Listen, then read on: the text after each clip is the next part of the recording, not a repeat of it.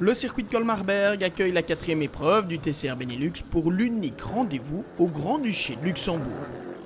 Stefano Comini est en pole position pour la qualifying longue race sur la VW Golf GTI TCR numéro 52 de WRT, équipier de Maxime Potty. Ici, Denis Dupont se retrouve à ses côtés sur la première ligne, sur la Seat numéro 7 du RACB National Team. Deuxième ligne pour Didier Van Dalen sur la Golf numéro 3. Et pour Chris Richard, l'équipier suisse de Stéphane Lemray sur la Honda Civic numéro 18. Stefano Comini prend un envol parfait, mais ce n'est pas le cas du tout de Denis Dupont, qui est enfermé dans le peloton et qui part à la faute dès le premier passage par la chicane. On revoit l'action à bord de la Seat Leon numéro 7.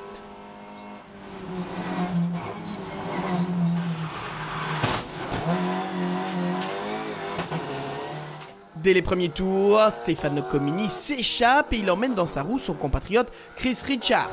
En difficulté avec une crevaison lente, Didier Van Dalen tente de résister, mais c'est chaud avec derrière lui Benjamin Le Sen, Pierre-Yves Cortals, Vincent Radermaker, Mathieu Detry et Alexis Van de Poel. Tous sont groupés dans un mouchoir de poche. Les choses se compliquent pour Didier Van Dalen, qui doit un peu forcer et finit par tirer tout droit au freinage de l'Omega. Le pilote de la VW Golf GTI TCR numéro 3 qui plonge dans le classement, c'est Benjamin Le Sen qui a récupéré la 3e place. Mais pas pour très longtemps.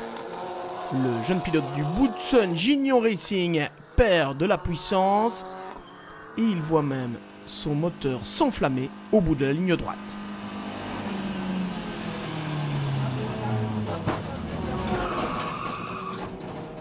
Arrêté au bord du circuit, la Honda Civic numéro 5 va obliger la direction de course à sortir le safety car. Première neutralisation de cette épreuve.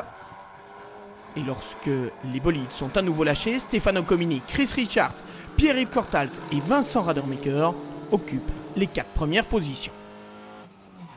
En pleine remontée, Didier Van Dalen perd l'arrière de la Golf numéro 3. Et il termine dans le bac à gravier. Nouvelle neutralisation et cette fois, tout le monde en profite pour effectuer le pit stop obligatoire. Lorsque la safety car s'efface, c'est Maxime Potty qui est en tête devant Frédéric Capras, Stéphane Lemray, Édouard Mondron, Lorenzo Doniacourt et Romain Deleval en 6e position. Édouard Mondron passe à l'attaque sur Stéphane Lemray pour la 3e position. Le pilote de la Seat s'intercale dans un trou de souris.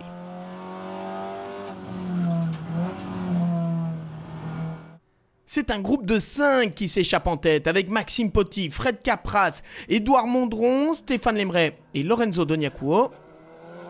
Mais le pilote de la VW Golf GTI numéro 20 part à la faute au premier virage.